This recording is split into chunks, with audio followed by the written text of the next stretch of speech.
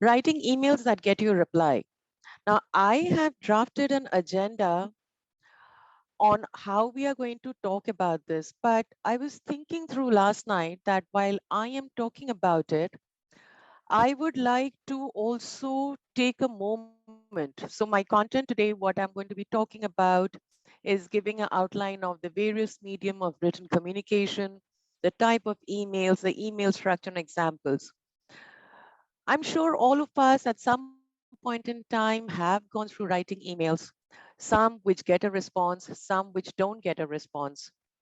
But before I move into the content, I wanted to take a moment to first outline the expectations that each one of us has from this session. So what I wanted to do was give each of us a time to talk about what is the expectation that each one of us has from this session. And maybe through this course of 2 hours, we can try and address, if not all, but most of them. Does that make sense? Yes. Absolutely. Yes, ma'am. Okay. So I am here sharing my screen. So if you guys can call out few things. It's 11:07. I was thinking, Pratibha, is it all right if we give this group maybe around about 5 minutes to assimilate their thoughts and perhaps talk about it or put it in the chat, whichever works. I just want to know one thing. If I talk about normal emails, we can write like two-liner email, three-liner emails, we can easily write. But whenever we receive any sort of escalations from the clients, right, where we need to give them a RCA majority. So how to code that particular email, how to create that RCA. So they actually client is not having that much time to read complete, to the whole email. So what I feel is like how we can express our word in a very short manner with complete RCA that the people can understand. So my main agenda to join this meeting is to understand like how to how to write a email which is sort of a escalation one or sort of a RCA one. Okay, Nishant, Yeah. noted. Thank you so much. Yes, actually, mine is also same. What Nishant Okay, said. okay. And who am I hearing right now? Krunal Patel here, ma'am. Kunal. Okay. Actually, basically, ma'am, I'm actually from Bachelor of Commerce background, and I'm currently working in an accounting firm. Mm-hmm. And sometimes I got a query from department, government department, and the query is so long that I have to find out that how can I give them answer based on. That's why I'm currently here to learn more about how to give answer. Kunal, could you elaborate? So you say you work in a government department Not in a and government department; it's a private organization. okay, Yes, actually, which is doing currently work like about government agencies like doing GST and income tax and different kinds of government related works. And we got lots of equipment. okay. Send emails with audacity and expect a reply. Interesting. Okay. Lovely. If she can focus on B2B emails and what are points C levels people expect. Okay. Do's and don'ts. Okay. Okay. Fair enough. So I'll be very honest. I'll try to address most of them. Email campaign, I will touch on it briefly. Okay. Because it is related to marketing. Having done that, please let me know and perhaps as a group we can discuss. But quite a bit of the content that each one of you expecting, I'm happy to share that most of this will get covered through the course of the session. Okay. So let's start, guys. So one of the things that we had talked about, what all of us know, is the various form of medium of written communication, right? We know about emails, SMS, employee manuals, faxes, letters, memos. Faxes today is pretty much not very common anymore, even though it does exist in pockets. What we are going to be focusing here today is predominantly of all the medium of written communication. What we are going to be talking about is more on the emails. Not so much on the procedures, not so much on the inter-office memos. Letters, which was more physical form, has been replaced majority by the emails. So that's what we're going to be talking about today. Now, emails typically are they're formal categories. There is informal category. Formal category is when within the offices and the companies we are interacting with each other, when we are interacting with the government departments or with offices. Informal, as we all know, friends, family, relatives. I doubt there is much of emails that we communicate with on an informal basis, but it is one of the medium where we can. Um, email structure. Email structure typically, we all of us know there is a column, there is a first row which talks about addressed, who we are addressing it to, who are we marking in CC, which is a carbon copy, the subject, the greeting, the purpose of the email, the body of the email, the next steps, and closing with your name. I'm going to take a pause here. All of us know about what is it. Now, who are we carbon copying when we are sending an email to? Any thoughts and any questions on what your comments would be? Who would you mark in a CC? The relevant persons, Who like is a relevant the person, Nishant? relevant person in the sense, let's suppose I'm marking to my stakeholder and I need to keep my N+1. I need to keep my supervisors to be updated what exactly I'm communicating with my Okay, stakeholder. okay, okay. Any other place, any other category? Anybody else that you would want to mark in a CC? And here, let me kind of elaborate what we are going to be talking through in this course is about the formal structure of the emails that will get you a reply. So my focus is more on the formal part of it, where we are interacting professionally with our colleagues, with our supervisors, with our clients. Okay. With that, a subject. Any comments on the subject? Is there any merit I could just write any gibberish in the subject? Do you think that makes sense?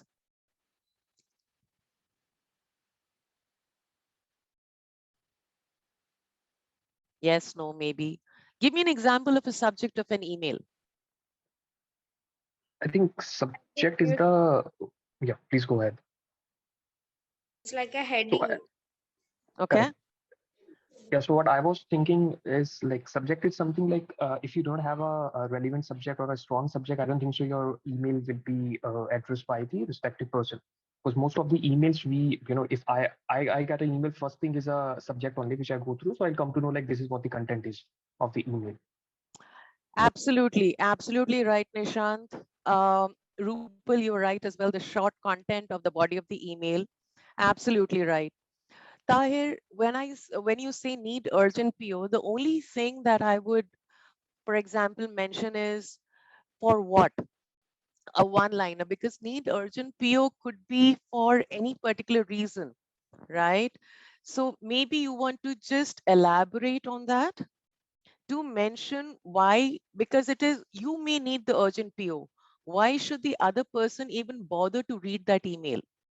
So the idea of the subject, as you so rightly said, Nishant, as you so rightly said, Rupal, it should address at a very within a one liner why somebody. So everyone gets nothing less than 30, 35, 40, 50 plus emails. Why should your email get prioritized? Why should I want to look into that email? So let your subject give in brief the content and why the other person needs to read it. That's the first part of it. Often what we miss out, and I have done that myself, okay? This is based out of my learnings. If I write something like need urgent PO, that is my need. But why would I want you to read it has to get captured. And Tahir, I'm just using your example. Thank you for sharing that example. So my subject needs to make sure that it makes an impact to the person who's reading it. Having said that, greetings, hello, sir, hello, ma'am, hello, Mona, hello, Nishant, would be a perfect way. Hope you're doing well. That would be a greeting that I would want to start with. It makes it a little bit more personal than because we are not talking face to face. The purpose of the email, again, is a little bit more elaborate from the subject, but gives the content of why somebody wants to go through that email. The body of the email is an elaboration on why that email is being written. With that, your closing remarks and the next steps need to always come up with options. Option one, we could meet next week or we could set up a call. I have always proposed solutions in terms of why and how the person, because you're helping them narrow down on what are the possible solutions you could come up with. Okay. And then obviously closing with your name, signing off with your name. For official purposes, always remember, team, that try to keep it short. Very, very important. Check for spellings and grammatical errors. Do not use short forms like BRB, be right back, or laugh out loud, LOL. Avoid all of that. Don't use acronyms if the other person that you're sending that email to does not understand them. When you are talking and elaborating on the purpose of the email or on the body of the email, no long paragraphs. Okay. Make them into bullets, make them crisp. One, the person reading it will not get overwhelmed by the content of the email. Okay. That is the first part when we are writing the purpose of the email, when we are talking in the purpose of the email and on the body of the email. As I mentioned, always share solutions or possible alternatives when you are seeking a response from someone. Okay. Last but not the least, do share options about when we could meet the next time, whether online or face to face, when is a possible time that you could set up the calendar. So these are a couple of things which give an option and a solution, and chances are 8 out of 10 somebody will choose one of the two options. I'm not saying it's going to apply everywhere, but there is a high probability that you will get some kind of a response.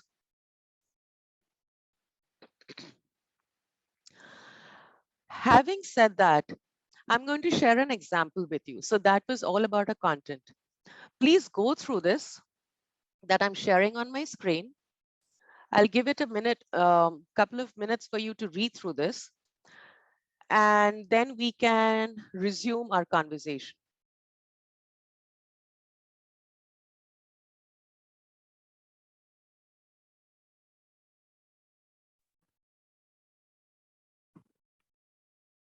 Would in Monidipa, is it okay if someone reads it out loud for everyone? Yeah, absolutely. That's a good idea. Absolutely. Any Anyone? volunteers? Yeah, madam. Yes. Yes, I yes. will read it. To Amar, key participant, and CC Pratibha, stakeholders are sponsor. Subject new initiative, build skill development. Greeting, hello Amma, hope you are well. Purpose, as part of our corporate vision to empower our youth, we are partnering with XYZ. The aim is to impart skill and knowledge and enable them for better career opportunities. Details about it. As a recognized leader and partner to the initiative, we would request for your time to share your experience and learnings on any one of the topics outlined below. The dates and time slot are mentioned. Next steps and solution. Please review the topics and slot the confirm to ABC by so and so date. If you have any question, please do call or email at the number or email. Thank you, Manikanta. Thank you Yes, sir. so much for volunteering. So in this particular email example, it is about seeking someone's time for them to do something out of their busy schedule. Why would anybody want to do that? Everyone is busy. Why do I want to volunteer my time? then that is where, so as I mentioned, while you do a 2 and a CC, I remember Nishant, you mentioning a stakeholder sponsor. Yes, that's correct. Who would I want to keep in loop about what I'm doing, right? Subject, new initiative, build skill development. Maybe this could have been rephrased to write build skill development for, I'm thinking loud, for enabling or empowering our youth. Maybe a little bit more elaborate subject would have been a good idea. Greetings, when I'm talking about the various category, a greeting or a purpose, this is, you will not in the email write about greeting and then all of this, but this is just to kind of give an outline as to how the email can be structured. Now, the purpose here is very beautiful because it talks about why do I want to do this? What is the purpose of this email? Okay. And then the details of the body follow closely to the purpose. And the next steps or the solution, close this open-ended email by giving the reader possible dates and the slots that they can go ahead and confirm by. So it does not leave room for any open-ended questions. And even if there is a contact information given below or an email given below. Okay. Any thoughts on this particular email example? Anything that you would like to improve on, you have your comments on? Hello, ma'am. Are there any other methods to greet someone Yes. besides than just hello and dear? Uh, in a professional email, Bhaskar, I have not known to address anybody with the name dear. I would not address anybody as a dear Bhaskar unless and until you have that kind of relationship with your client. But Okay, pretty ma'am, I much get it. but you can address them as hello Bhaskar, good evening Bhaskar, hope you're doing well since the last time that we spoke. And then what you could do is maybe the last time that Bhaskar you spoke to your client, he or she had mentioned that they were going on some kind of a family trip. So a greeting would be hello XYZ, hope you're doing well, or good evening XYZ, hope you're doing well. Since the last time we spoke, I remember you mentioning that you had gone on a client, on a family trip. Hope you had a great time. So that kind of brings in a personal touch. Okay, ma'am, Okay. I get it now. Okay. Thank you, ma'am. Sure. Any other Should I ask one questions? question? Yes, yes, Ma'am, please. can we write greeting of the day means in email in starting? Greetings of the day. Of course you can. Of course you can.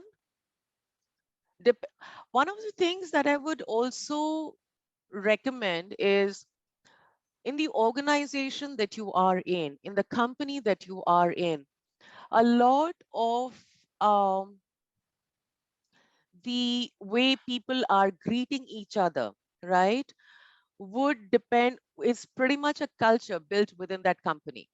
So, for example, when I was there in one of my other companies, when I was working in a health insurance company, a lot of times when I was greeting the advisors or the business owners, the advisors or the people who were getting the proposals on the businesses, that would differ from when I would greet a salesperson.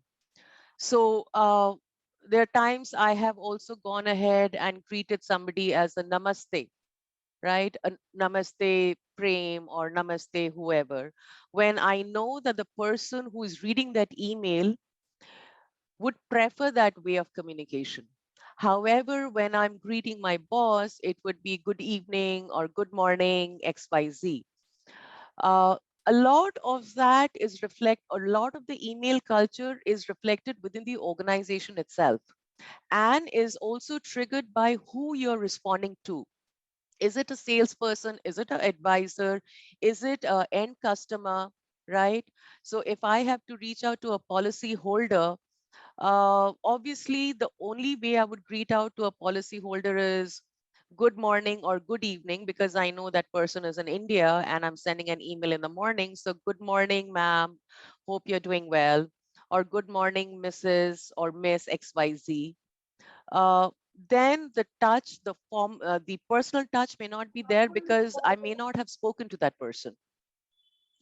Greetings of the day, for example, Umar, would be a way to definitely greet the person you're sending the email to, but will also depend on, is that the way your organization is that your organization culture? If they allow a greetings of the day, absolutely, there is no harm in it.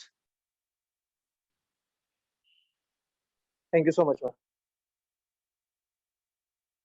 I just want to know one thing, ma'am. Like, uh, can we, might be it's a silly one, can we add benefits here in this email? Like, Yes. why would, yeah, why would I do that? Because if I get that sort of an email, my first concern is why should I spend my time, right? Without having a benefit in the email. That suppose in the last line it is mentioned topics outlined below.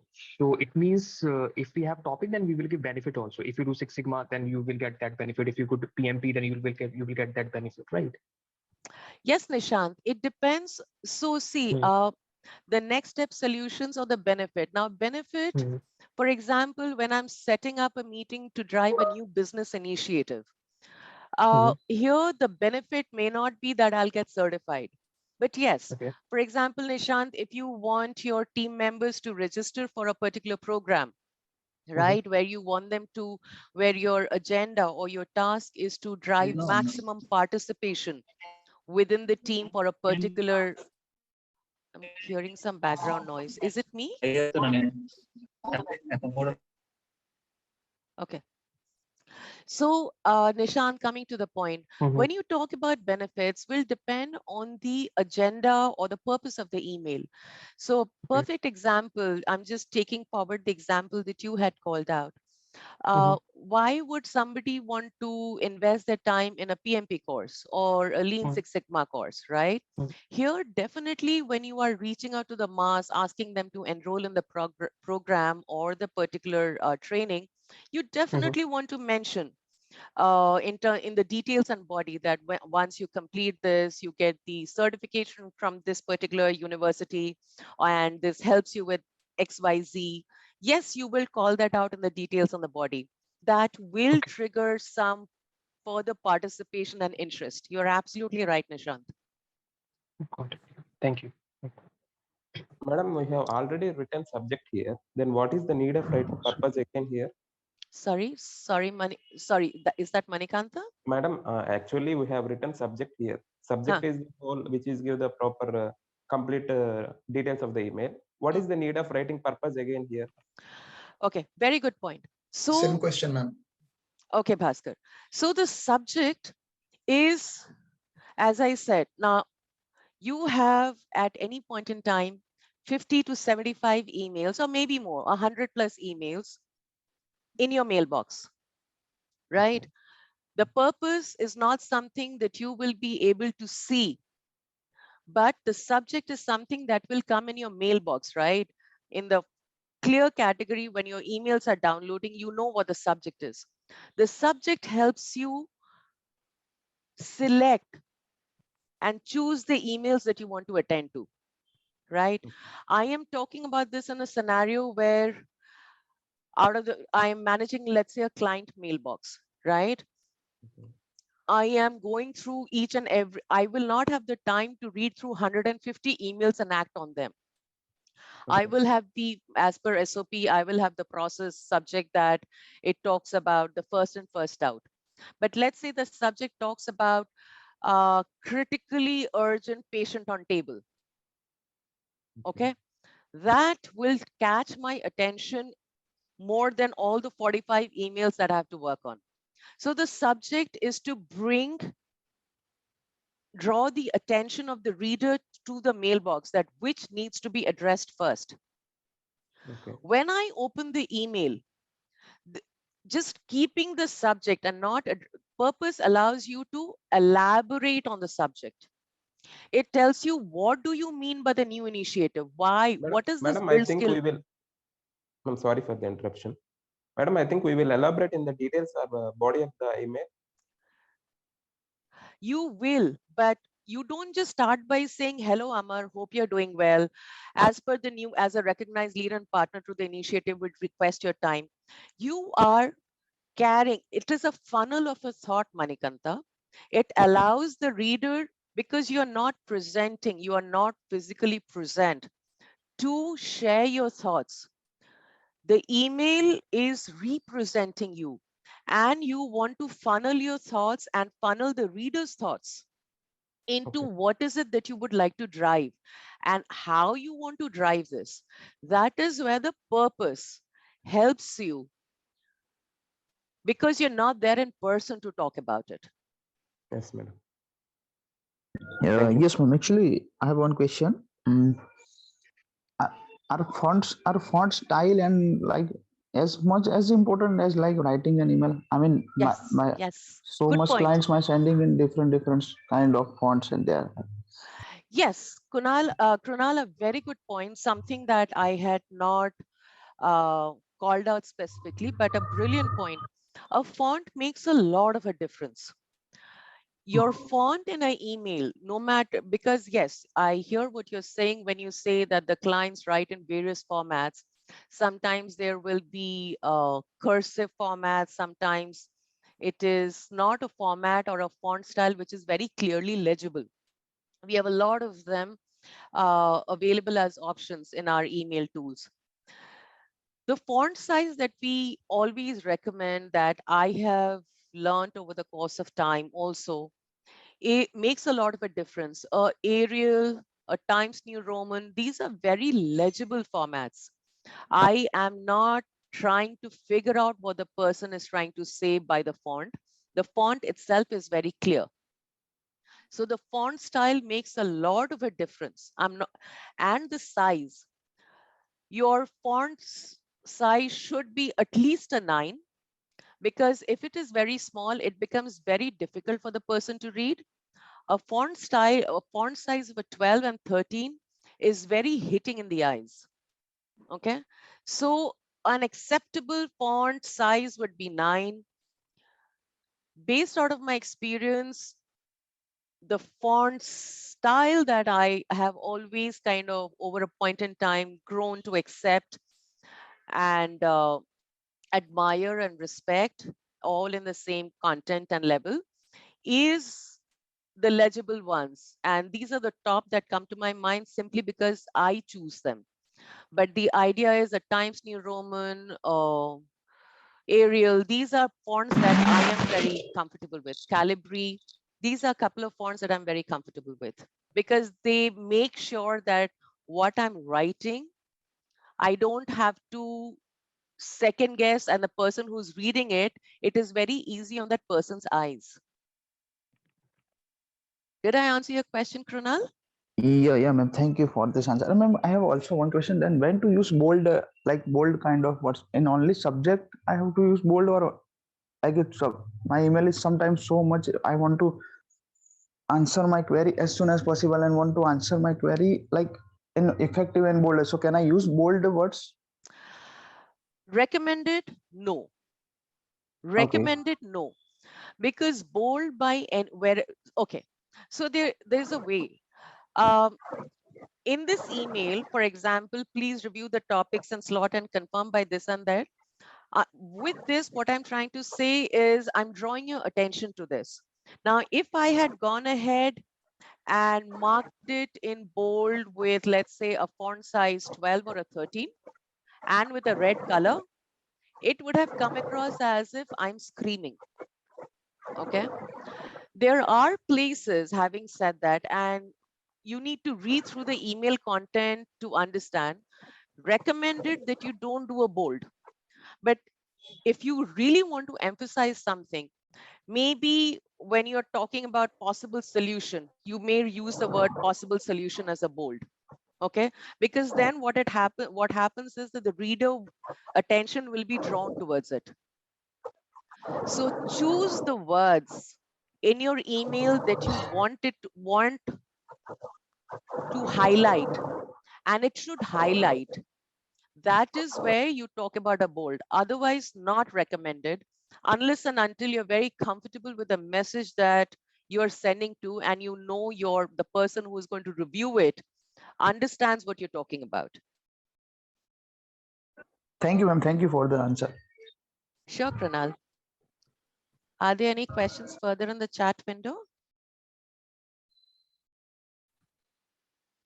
CC, Sushmita asked a question. Is it compulsory to write in personal or professional emails?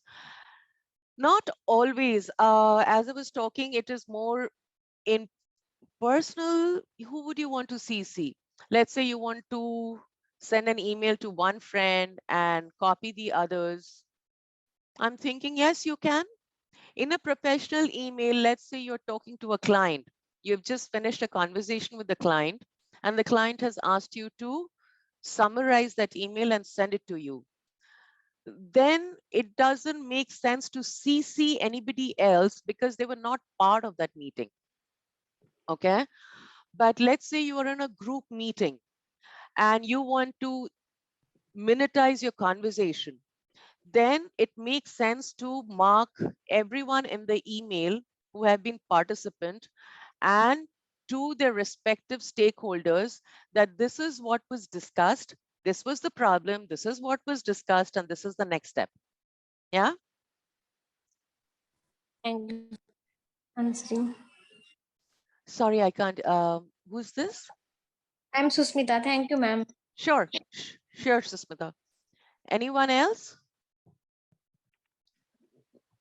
I guess Corporate we can, diction. yeah, it was Sorry. related to carbon copy only. Okay. I guess we can move ahead now. Okay. I am now going to take another initial. So this was one. Now, here is an example that I had. Let's do this together. Enough of me talking. Here is where I need participation from the group. Okay. The situation that I've called out is there's a new joinee in the company. So anyone can volunteer. You're a new joinee in the company. Okay. You're seeking time with your client to set up a meeting. It could be an in-person meeting. It could be an online meeting. How would you want to do this? Why would the client want to meet with you? Why would the client want to even open your email?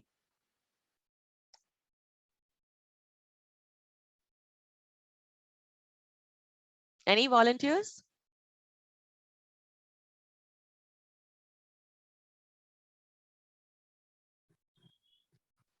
Come on, guys.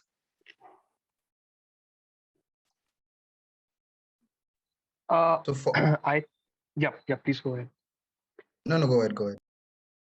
So what I think in this scenario, let's suppose I joined and I'm a backup of someone, right? That's how we join like most of the time. So let's suppose I'm a backup of someone. So I think client has to accept my call. Client has to accept. Client has to read my email at that point of a time. Reasoning anyhow, he and like he and me, we have to work together. Yeah, but just jokes apart. But thing is, what I'm supposed to do in this scenario. I think we need to. Your subject line should be clear. Why, like, what's the main agenda of this email? Give me an and example after, of the subject line, Nishant. Subject line will be actually. I'm also on the resignation, so I'm thinking what I'm going to write to my to my stakeholder. Okay. Yeah, Okay, let's take that example, Nishant. You have resigned and you want to hand over your work to your to, let's say, Mona, to me. Okay. And Mona is going to be reaching out to the client seeking time. Now, Mona hasn't met with the client. So I'm changing this scenario a little based on the outline that you've called out. But why? I know you have you informed your client that you've resigned? Not yet. Okay, very good. Now, in the subject, what is that subject that you want to mention that the client will, that you can't force a client to respond to your email today. They will do so, but they may choose to do it tomorrow or day after, right? So what is the subject that you would like to mention in this particular case? Mm, Handover work to new correct. colleagues. Handover, good Handover is point. see actually, but I think client is not at all interested to see the handover, to be very honest. Actually, my N+1, my boss is more interested in the handover stuff. But as far as I think, that will be, based on my understanding, that will be a sort of an introduction, sort of a subject, I think. Because I need to introduce the another person. I will use the introduction or introduce or some sort of a backup stuff. Because actually a client does not take an interview, right? Because my N+1 take an interview and hand over stuff, KT stuff, which is completely related to my supervisor, not related to client. Because client is there to send escalations, to be very honest. That's it. So I think that will be more related to backup or to introduce something like this. Uh, Okay. Um, Given the context that you have outlined, Nishant, what I mhm, would propose is, because you will have to, you have not informed the client about your resignation, correct. right? Now, the client might get very upset knowing that you've resigned and there is no backup, right? So your L+1 may not Mhm, have communicated to the customer about your resignation, right? correct. But what your L+1 wants to do is ensure that what is coming across to your client is that there is business continuity maintained, Correct. right? That the work is not going to suffer because Nishant is leaving, right? Correct. So the way I would put a subject line is cross training plan, Uh, or sorry, KT, reverse KT and KT, we can say. reverse KT nahi. Reverse KT means Uh, you are taking the work you are back. sorry. It's a KT plan. We can say knowledge Huh? transfer. Absolutely. Knowledge Uh, transfer, or a knowledge transfer plan for the new joinee. Okay. yes. And then the Mm, name. And yep. then in the greeting, you might want to say, "Hi, Peter, hope you're doing well." Mm, As you mhm, had mentioned in the past about having adequate knowledge mhm, retained offshore, mhm, mhm, uh, I wanted to introduce this, purpose is what I just called out. I wanted to introduce Mona mhm, to you, who has joined us recently from blah, blah, blah. And then you will attach the profile of Mona and mhm, say that we have started onboarding this person attached as the KT plan. Please let me know when we can catch up together and review the plan and establish mhm, the next steps if there are any. Okay. So that gives the client a comfort mhm. knowing that the client does not know that you're leaving, but the Yep. client knows that Mona is here, who is getting Mhm, cross trained. The client will mhm, interact with Mona, right? mhm. And because Mona has been screened by your L1, so Mona is going to be positioned in a way that is going to win, who is going to win a client confidence, Right. right? Okay. Sorry. Yeah. I jotted down. Yeah. Anyone else? Madam, in this context, who is client here? So the context,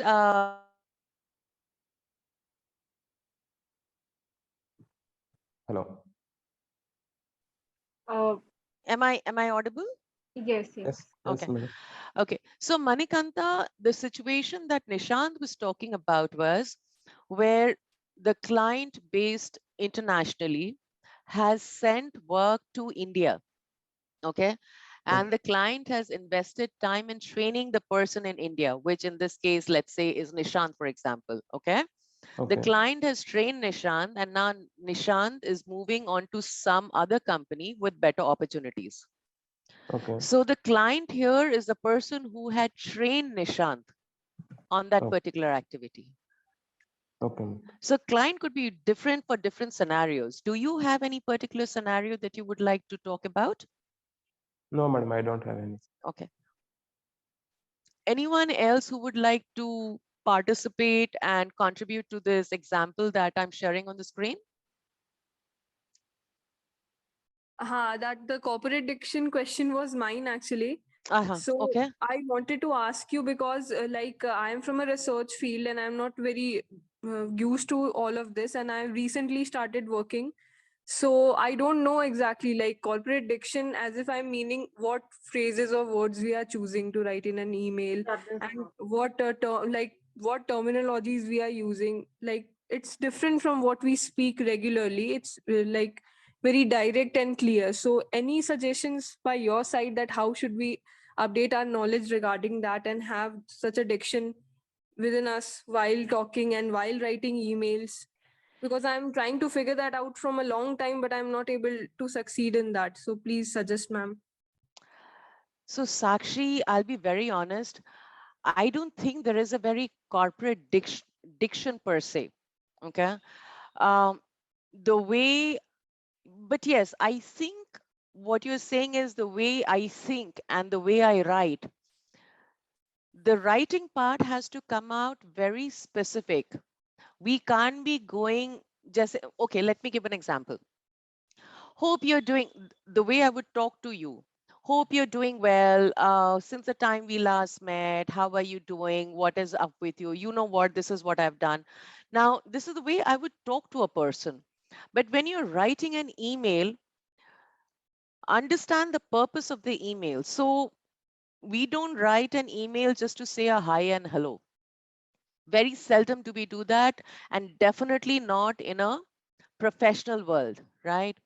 So the first thing that you need to identify, Sakshi, is why do you want to write that email? What is the purpose that you want to write an email? I think your cue starts from there. When you said that you've been trying to figure this out for a long time, why don't you give me an example? So you're in a research field. Who do you want to write that email to? Can you elaborate that? Give me an example of an email that you're struggling with. So, just in case if there is certain person who wants to perform a particular test or a research on a particular thing and they are asking me for doing that, that's okay. That's not the issue that I'm not able to figure out to whom I'm writing, what's the purpose of my writing. That's fine, that's understood. But the problem here is that the word selection or the phrase selection is quite different. I've been pointed out n number of times by my leads that you don't write very professionally, and I was not able to understand why, because I had been communicating very clearly, I had written all the details, and I guess there was no grammatical error as of such. And earlier also, when you were telling the official structure of writing an email, you said the points and I compared it with the previous emails that I had written. So that was similar, but why was I not approved? I was not able to understand. As of now, I don't have that sort of example, but I just want to know ki how to have that kind of communication. What can I say? A diction or a language, maybe more corporate and not a regular one. Like, is that something to be developed from a certain place, or that will be developed over the years by talking and having an experience of work in general? So, Sakshi, I think I know what you're saying, but I don't want to make an assumption on this. Maybe if you can share some examples with me through Pratibha, maybe I can guide you separately on what, if I can review what is the email that you had sent. Maybe I can have a look at it separately and guide you on what I think is the error or not an error, and perhaps we can take it from there. Does that make sense? Yeah, sure, ma'am. Okay. Of course, Monidipa. So I can connect with you with Sakshi and we can discuss this offline. Absolutely.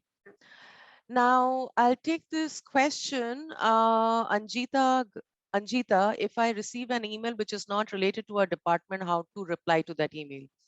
There are two ways to do that, Anjita. One is, hi XYZ, thank you for the email.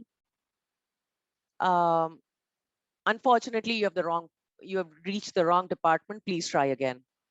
But not a great email. One, because the person who's trying to reach out to you may have reached out to you accidentally, but really needs help. What I would recommend in this case is If you have the facts based on the email, if you're able to decipher what the issue is, then to do a warm handoff on an email. What I mean by a warm handoff is that, let's say you were supposed to reach out to me, but you reached out to Pratibha. Then an effective way of handing over this person to me would be where Pratibha talks to me, loops me in on that email, and then says that, Anjita, based on your email, I realize I think you're looking for option A, B, and C. Unfortunately, of the wrong department. However, based on your email, I see that I have looped in Mona, who can help you take this issue forward to a closure. That would be a better way to do a handoff on an email. I hope I answered your question, Anjita.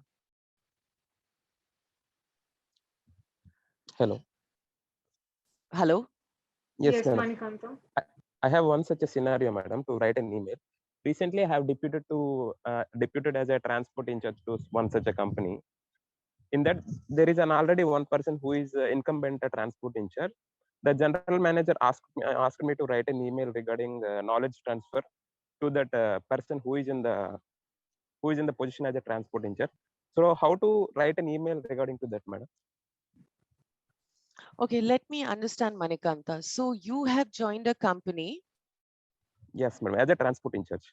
as a transport in charge. You've joined a company as a transport in charge, and you Yes, have madam, to. recently after. Yes, madam. Continue, madam. Okay, you have joined a company recently as a transport in charge. Your boss or supervisor has asked you to write an email to, I'm sorry, who? I missed that Yes, part. madam. To Who has your boss incumbent asked? transport in charge, madam, who is there in that position now. Okay, to do what? Madam, actually, my boss is different than who is there in that position. To write an email regarding knowledge transfer to that person who is already there in that position. So that person is supposed. So that person is supposed to train you, is it? Not, madam. Actually, I am Is that? deputed to such a position who is the person is leaving from that position. Actually, the manager asked me to write an email regarding to that person to proper knowledge transfer. So how can I write an email regarding to that? Okay, It's a let me. handover kind of email. Yeah. So handover email. So the boss is not initiating it. The boss is asking the employee to initiate it. Yes, madam. Employee Okay. initiate to the incumbent transport in charge, madam. The person who's leaving and you're taking that person's place. Yes, madam. Okay, very simple. Are you in touch with that person? Can you call up that person? Yes, madam. I'm Okay. in touch with that person. Okay. Before sending an email, I would recommend that you call up that person. Okay. Introduce yourself and say that you are the person who has joined and you would like to spend some time with him to understand the process. Okay. Often what happens is we just resort to an email. One of the key things of an email is it is a medium of communication, but it is not the only medium of communication. You bring up a very good point, Manikanta. The art of writing effective emails is only enhanced when we pick up the phone and talk. If we have that option. So in this particular scenario, Manikanta, getting an effective response from the person would be triggered by you picking up the phone and talking to that person, introducing yourself and saying, hi, I'm here. I'm here to learn from you and understand the work. And I am so and so, I have so much of experience. How are you? You talk to that person. After you talk to that person, you close the conversation with that person by saying, thank you so much for your time, ABC or XYZ. I'm going to now send an email to you, okay, requesting for slots when we can discuss and I can learn from you the process in person, or if you want to do it over an online medium. Because you will also need to know how much time you can spend in the knowledge transfer, right? Your boss might have aligned you with some other responsibilities. You may be available, let's say, from 12 to 2 p.m. every day. So you will give options to that person saying that If it is okay with you, can we set up a meeting from 12 p.m. to 2 p.m. every day? Or if you would like me to come over to your office, I can do this slot. So here are the options that you talk about. Yeah. Okay. So, madam, I'm confused with the words that are using writing while writing an email. As asked by the previous one, I don't know her name. So, what are the words that should we frequently use it while writing that email? There are no words per se. There are no words per se. Okay. Okay, It madam. is, as I said, it is also dependent on the company. A lot of the email writing that we do, Manikanta, also is triggered by the nature of the business and the client or the customer or the company that we work for. Okay. As I was sharing one of my examples, when I was working in an outsourcing industry, the way the emails are written there, vis-a-vis when I was working frontline, okay, in a health insurance company, the entire nature of the emails are very different. A lot of that you understand when you are part of that company. What are the right words? What are not the right words? How do they understand those words? Every word has a very different connotation. Okay. So there are no specific set of words that this word will fit all. Okay. Thank you, ma'am. So Lakshmi, you mentioned about a scenario that tell us to write an email to a professor seeking a lab position as a research student in his lab. Interesting. Do you know the professor?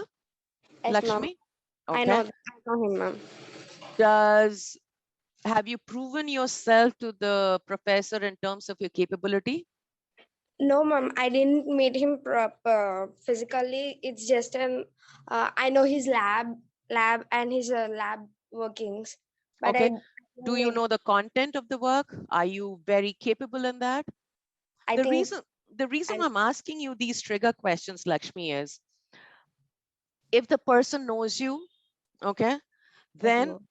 and knows you not by name, Lakshmi, knows that if let's say you're seeking a lab position as a research student in his lab, I'm sure you're familiar with the topic, but are you great at that topic or are you mediocre at that topic?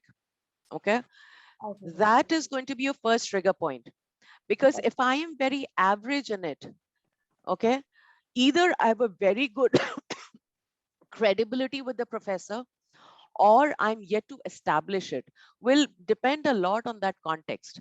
So my first recommendation before you send an email is meet this person.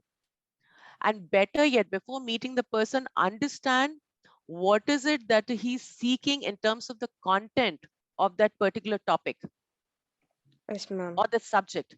I think you need to prepare yourself for that. And if you are already prepared and you know you're good, which I'm sure you are, then I Yes. suggest then what you could do is meet that person and say, I want to apply. Because if you have an option to meet that person in person, Yes, ma'am. please go ahead and do that. Okay, ma'am. Email, don't substitute an email for an in-person connect if you have the option. If you don't have that option, then you resort to an email, and if you have the option to call, then please call. Okay, Okay. ma'am. After that, you send an email. Your emails again will get you a faster response then, because the person knows who he's expecting an email from. Otherwise, if the person doesn't know you, you are just one in the million masses. Okay, ma'am. Yeah. Yes, Did I ma'am. answer your question, Lakshmi? Yes, ma'am. Okay, Thank you, ma'am. Thank you. sure. One of the very important ones where we hesitate to write an email or talk about, and this was something that we talked about in the expectations, was how to respond to client escalations, right? And summarize a lot of content, or emails with audacity and expect response. Let me touch on that. I'm going to stop sharing my screen and I'm going to resort to the chat session, okay? Because the intent of this training is to go ahead and discuss and understand what are the possible scenarios that each one of you faces, and we learn from each other, the various content. Now, one of the Now, one of the questions that was asked is, sorry, what was that? Unhappy, root cause, respond with audacity. First and foremost, you never respond on an email screaming. That is just not okay. It does not help. No matter how much you want to vent out, you don't do that on an email. Having said that, how do you get your point across? One of the things I think, Nilesh, you were talking about is how to respond on client escalations. The first thing that I would say is, as you review the email or the content of the escalation, understand if there was a gap. The gap could be unconscious, or it could be a gap in the process. But at the end of the day, your client felt that mistake, felt the error of that mistake. Okay. So first and foremost, what you do is you apologize. You say, I'm sorry you went through that. I'm sorry you had to witness that, or you had to not witness, you had to experience that. Having said that, as you then, I'm sure you would have done a root cause. Understand what that root cause is. Why did that happen? And be very, very sure. Don't try to hide behind ye mujhse nahi hua, or I could not do this, or this person was supposed to do that. A root cause is very impartial and helps you identify what was the gap. Was it a handover gap? Was it a communication gap? Was it the fact that the other person is not even aware they're supposed to do it, right? But in each case, have a very clear root cause. And with the root cause, be very sure that how will you ensure this does not get repeated again? Now, that's a lot of conversation, lot of text, lot of paragraph. Bulletize it. First, the error was this. This is the mitigation plan. If possible, put it on a table that this was the error, this is why it happened, and this is the mitigation plan. Similarly, the second root cause, the why it occurred, and a mitigation plan. It makes it very easy. One, two, it structures more than the customer, it structures your thoughts. So you know exactly at what level and what structure you want to present your thoughts to the client. That's a second point. Third, as a user or as a reader, when I'm reading it, it clearly shows that you're in control of the situation. An error happened. Everyone understands that errors can happen. But if we see that an error happened and a diligence was done on it to identify the error, okay, and then a diligence was done on it to figure it out, and it's not a checklist. When that diligence is done and reflected on the email, one, your email becomes very short, it becomes very structured, it is not a long paragraph, okay? And then you can end with a comment saying that, please let me know your thoughts on it. I can set up a call on this and this date at this time and review this further. Okay? That is the way I would write or respond on an email where there's a client escalation with a root cause. I would never, ever respond to an email screaming and expecting a response. You never do that, no matter how much you wish to. All of us are humans. Somebody may rub us the wrong way or annoy us or irritate us. You never do that on an email. Better yet, pick up the phone and understand what the issue is. More often than not, it is a communication gap or expectation mismatch. Screaming never helps. What if I'm not happy with something? So how to write effective email in this matter? Runal, elaborate. Sorry, Nishant, you were saying something? Yeah, Monica, actually, I only asked this question about RCA1. So I know. I got you. Number one is apologize. Yeah, fair enough. After that, we need to do a RCA, and third is nothing but a control point so that that particular thing will not happen again, right? So these are the three things which we're supposed to do. As you said, we can make a sort of a table like the RCA one. But what I think is in this scenario, if I showcase all the things to my client, then automatically that will be a problem. The reason behind, I'll tell you, I face the same problem. Because like you were in the insurance sector, I was also there. So a single client is giving services to EXL as well as to Cognizant also, right? So automatically, if I start showcasing all the things, because advisor does a lot of mistake, right? And we know this thing. So if I showcase this, then automatically it will give a negative impact to my. You don't. You don't. Okay. You know what you have. So let's say the services that you are providing to Cognizant is varied from the services that you're providing to EXL. Okay. And EXL has raised a concern. You obviously will not go ahead and say, this is what I do for Cognizant is the reason I'm doing for EXL. Correct. You will refer to what is it that you have committed to EXL on. If an advisor has made a mistake, okay, because he confused the deliverables between the two parties, then your mitigation plan should be on what controls you will have on the advisor. No, actually, sorry. My question is pretty different. My question is, single client is giving service to both the companies. Let's assume when I was in Genpact, I used to work for Facebook. Apart from this, Accenture was also having a Facebook client, right? So automatically, Facebook was getting the services from Accenture as well as from Genpact. However, our quality criteria was somewhere around 98%. That was pretty high. However, we were not able to met it. On the other hand, Accenture was able to met that particular criteria. So what I think is, if my team is not able to meet it, and however I got a escalation from the clients, and if I am showcasing, yeah, this is my advisor mistake, yeah, this is the Genpact mistake, and we whatever advisors we have right now, they are not, might be according to client, they are not capable enough to do their work, right? So in this scenario, how to tackle this? You got an escalation, you cannot show this thing to your client also. Yeah, this is the mistake. It's a continuous mistake which we are doing, right? If it's a continuous mistake, then you have a problem in the process on the advisor.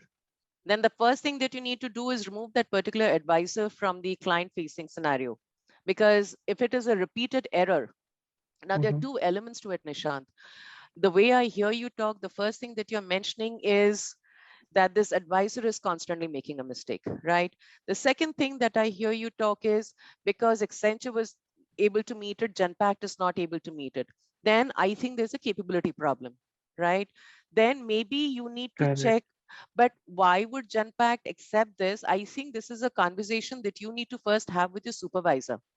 That if they have accepted this SLA or this metric, right, then there has to be some way that the company will have to deliver on it. If this is just related to one person who's making the mistake, then I suggest you remove that person, okay, and have adequate people who can take on that work. Because if it's the same work being done by two different companies, one doing it and one not doing it, it loses, you don't have many grounds to cover on. Then the first thing that you need to do is check your house in-house. Look, scrutinize where the problem actually lies. To say that you can't do it means that you are already giving into the problem. Got you. Got it. Got it. Yeah, clear to me. Thank you.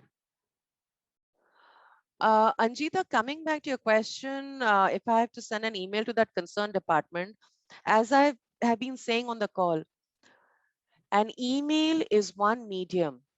If you have a contact in that particular department or a friend or a supervisor, then I suggest you pick up the phone and talk to that person.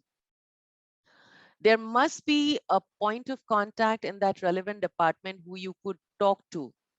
Loop them in and then loop in the customer.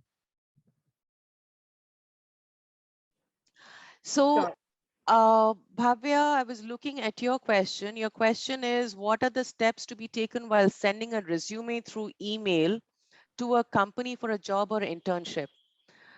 There are two options to this, Bhavya. You can send, given the direct posting that you see on LinkedIn, you can directly apply on the portal, right? When you're sending an email, responding to and applying with your resume, you can say, give a covering letter, which kind of talks about, while a resume would be a very detailed, somebody will have to open an attachment, will have to take the pains, and your resume will not be the only one. Understand that from the person who's receiving an email, it could be one in the 30,000 responses that they would get.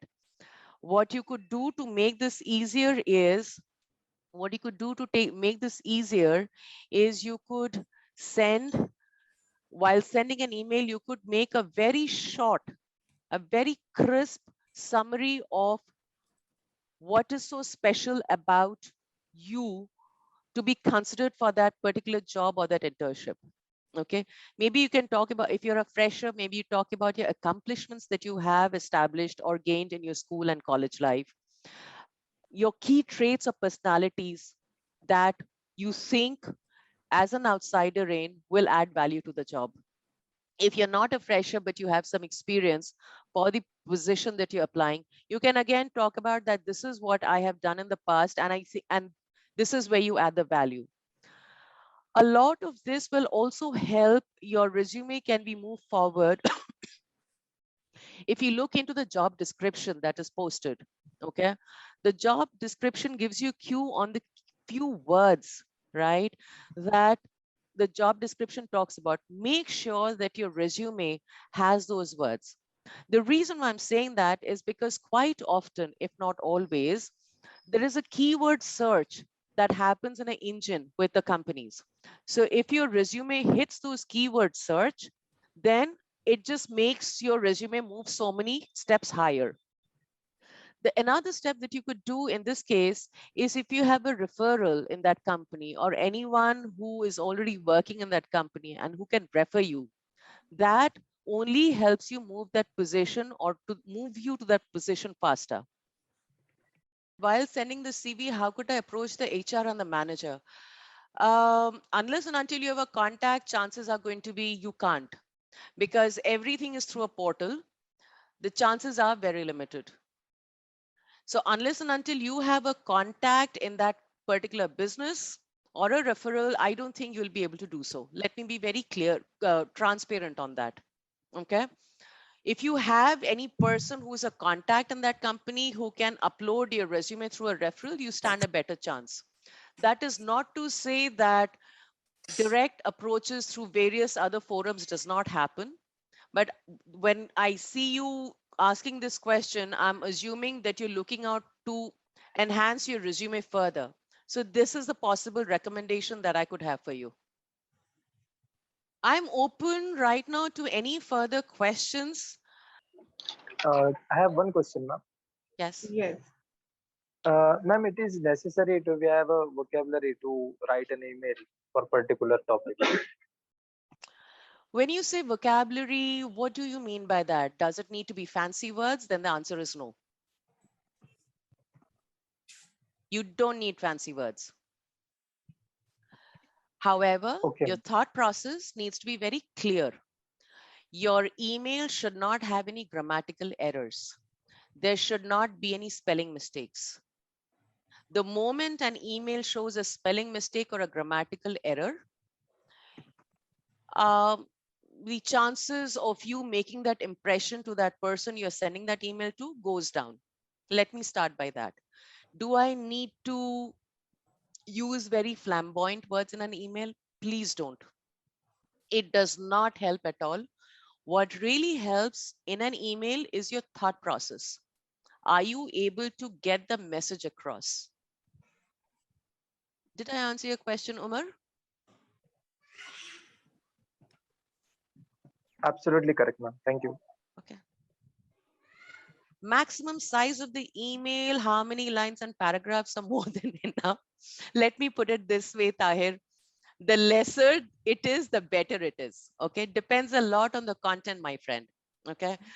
What I would definitely not do is that somebody has to scroll and more than one scroll on an email. Then you're not summarizing your email enough. Paragraphs, I would not have any paragraphs at all. Let me first start by saying that. I would replace the paragraphs with bullets. Bullets for the purpose of the for the details that you want to call out and for the solution. The bullet should not be more than 4 for the details and for the solution. You can't have more than 2 or 3 solutions, right? At the end of the day, you'll be closing your remarks with, we could meet in person, or I could set up some time and I could talk about these in further details. But that should be enough to give them the content and the message and allow them a time to come back to you. Or you could say that I could set up a time day after tomorrow. If you don't want to leave it open-ended, then I would say that I could set up a time day after tomorrow at this time, and we could talk in further details. Let me know if you have any alternative time slot. And if you don't hear from them, you set up that meeting. Bhavya has a question. Can we use colorful fonts like for mentioning? Yeah, I would love to see colorful fonts, but avoid it. Avoid it unless, and let me rephrase. You want to use colorful fonts, let's say when you're sending out an email, which is celebrating some accomplishment, or which is celebrating somebody's birthday, or when you're sending out an email to a lot of people, wishing them for a festive season, then yes, use all the colors that you want. Make sure the fonts are still legible. Try to avoid the red, don't make it bold, all of those continue, but feel free to use the color palette and you will know what is a good color and what not to use. But when you are writing an email to a client or to a supervisor or to a team member, when you're giving a feedback, receiving a feedback, when it is a root cause, when you're responding to client escalations, in summary, a formal email, avoid colors, make it stick to a black or a blue, because those are very clear and legible on your phones, on your emails, on your laptops, on whatever device somebody's reading on. Thank you, Bhavya. That was an interesting question. How about using tables in email for providing, or should we put it as an attachment?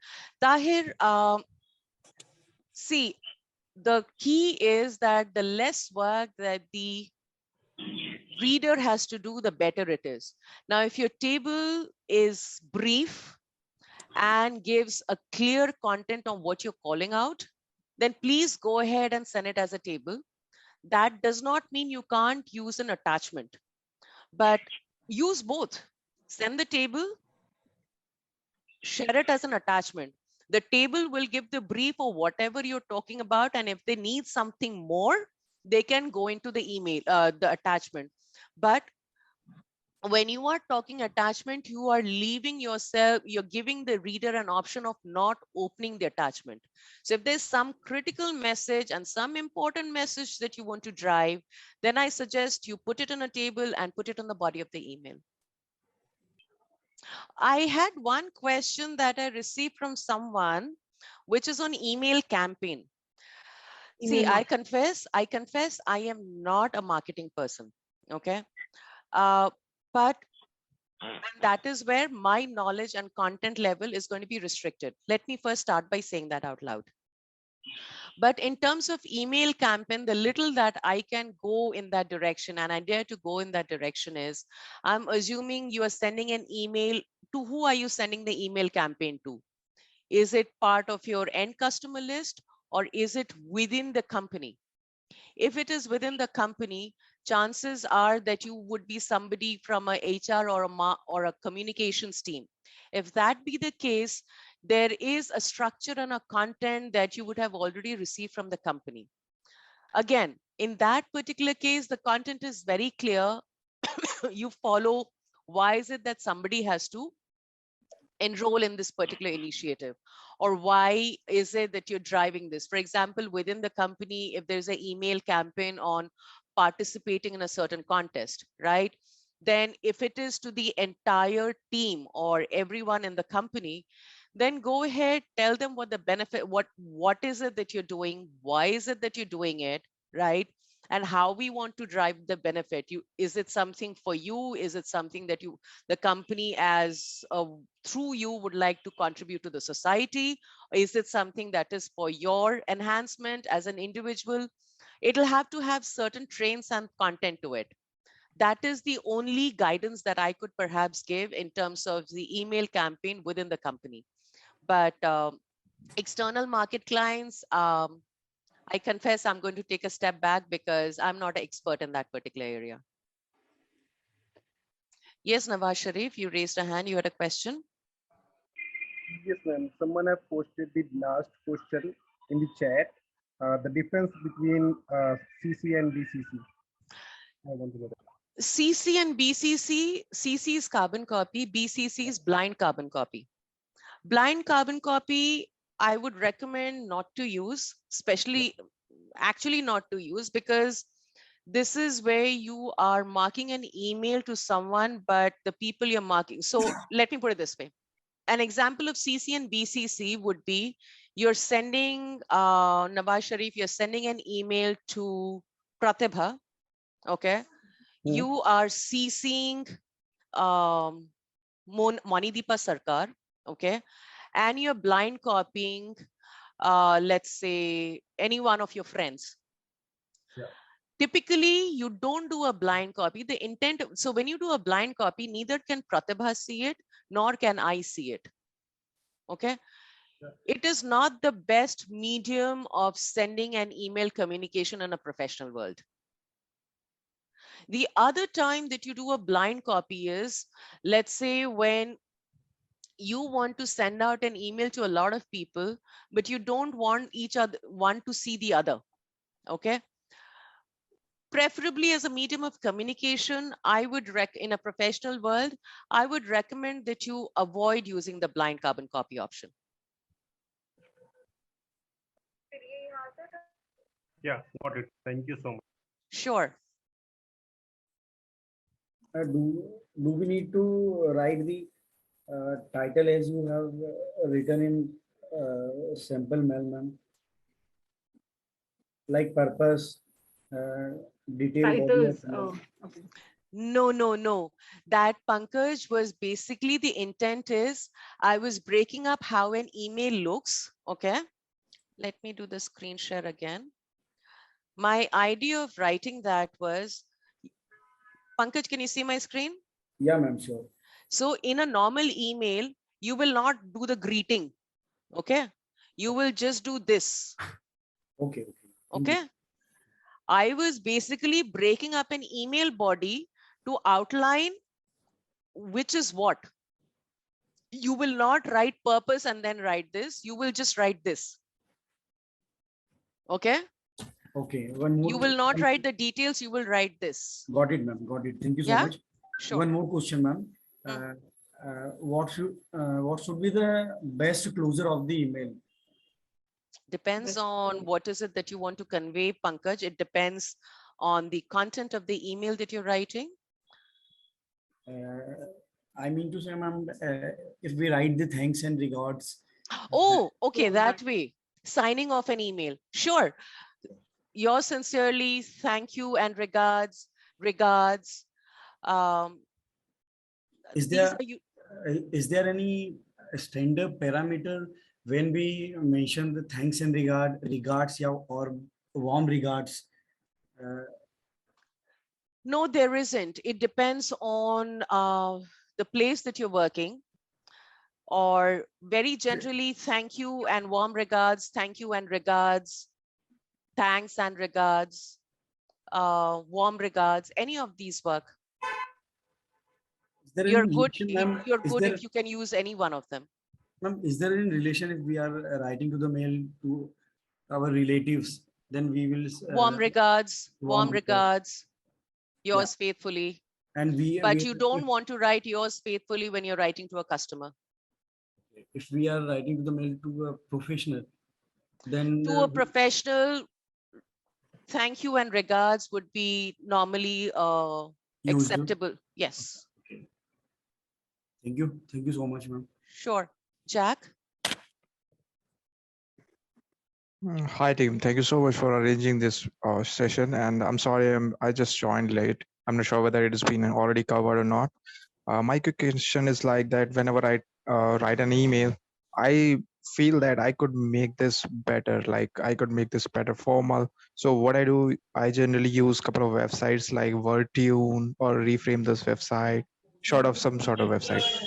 So my question is that, is there any way where I can improvise this thing? Jack, give me an example. When you say improvise, what is it that you write? And then when you go into a website to make changes, what do you change them into? Give me an example. Yeah, sure. Like a very normal statement, please find attached, right?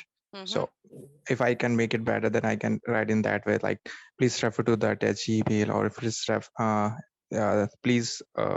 see the attached statements, like in that way. So my question is that whenever I type something in general language, that seems to be like little not more formal, informal, some sort of, we can say. You know that what am I saying? Like formal and informal statements. The best way. Sorry to interrupt you, ma'am. But as Jack told you, always we feel the mail is written by us is not formal. So how can we improve our language to show our mail? It should be look like a professional. See, the first thing, as I said, professional and language are two different categories. Okay. Professional means saying a please, thank you, may I. Okay. That's professional. Language is, I have learned through experience that keep your language simple and make your message clear. You don't have to use fancy words. So referring to the example that Jack was highlighting, I think, Jack, you can take a cue from this when you write an email and say attached is attached is a statement. Instead of that, please find attached your statement. That would be a right way to write a professional email. I would elaborate to say, what is it that you would see in the statement? Please find the attached statement which captures blah, blah, blah. Because why should somebody want to see the statement?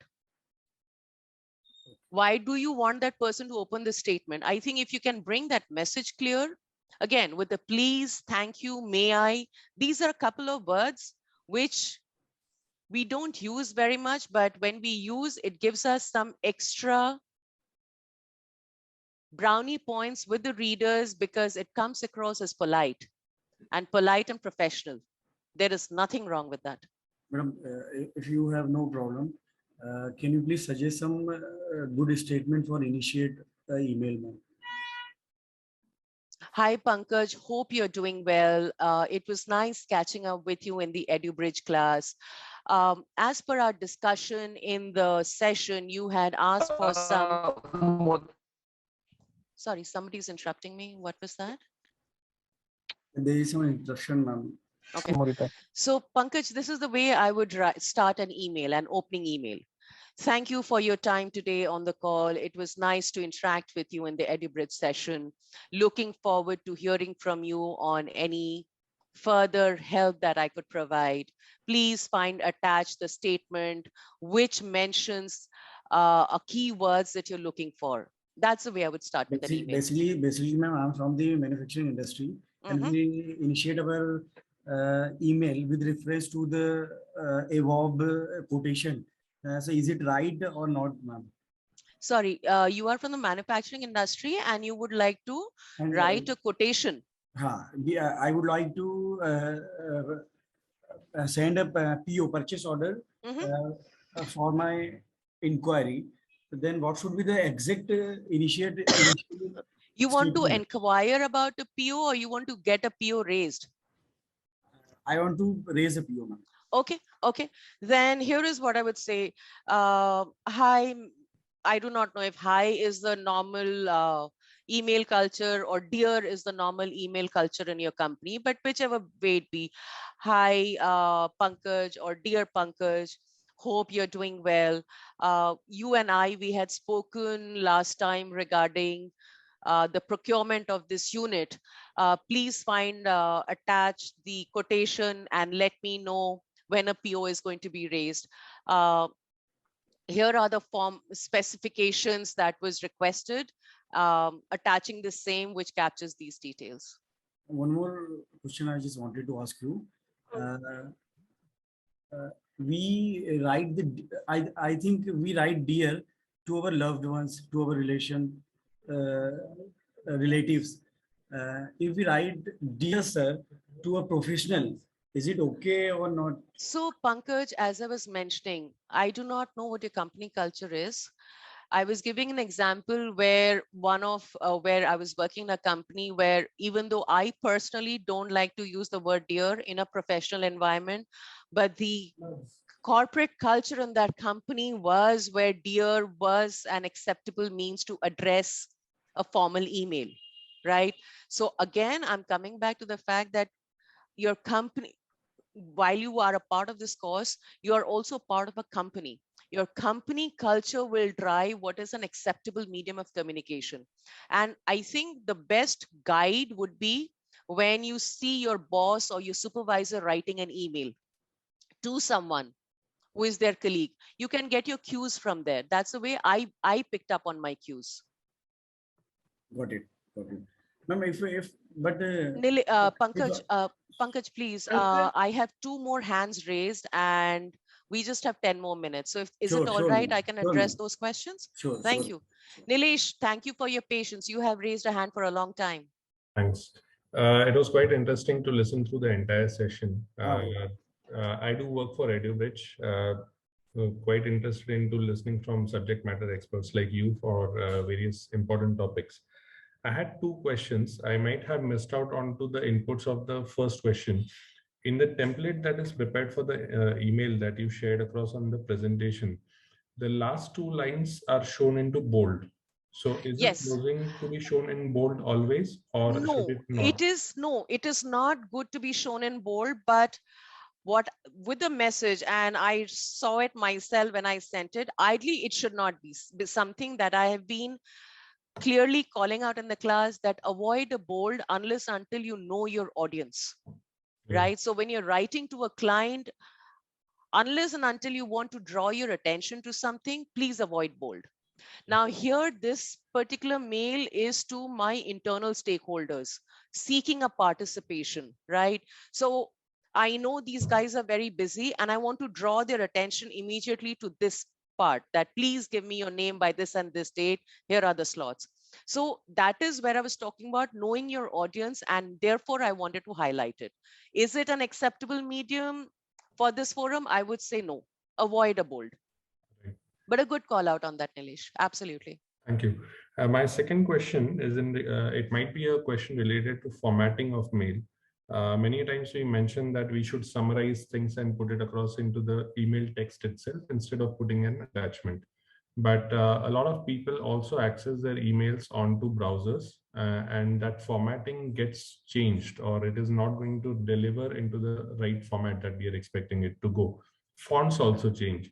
So is there any command or setting that we can use into our Outlook so that exactly the same format goes across to our client? I don't know. Is it all right to say that? Is it all right to say that? Because when I am sending emails, my context is that I keep it very, very brief. Whether I'm sending it to my supervisors or whether I'm sending it to my clients, I keep them very brief. I keep my my font style and my font size to be very simple. So even if the format undergoes a change, as you were saying, because they are checking the browser, the key messages come through. Once the key messages come through and once the person who's reading the email, I have piqued their interest, they will open the attachment. So the attachment will have the details, but my intent of sending an email is to get either I'm closing loop on a conversation or I'm initiating a conversation. And in both cases, I keep it very brief. My entire details and everything, I will use an attachment, but I try to make sure that the crisp or the summary of that attachment is captured in the email content itself. Okay, sure. Thanks for that, Monidipa.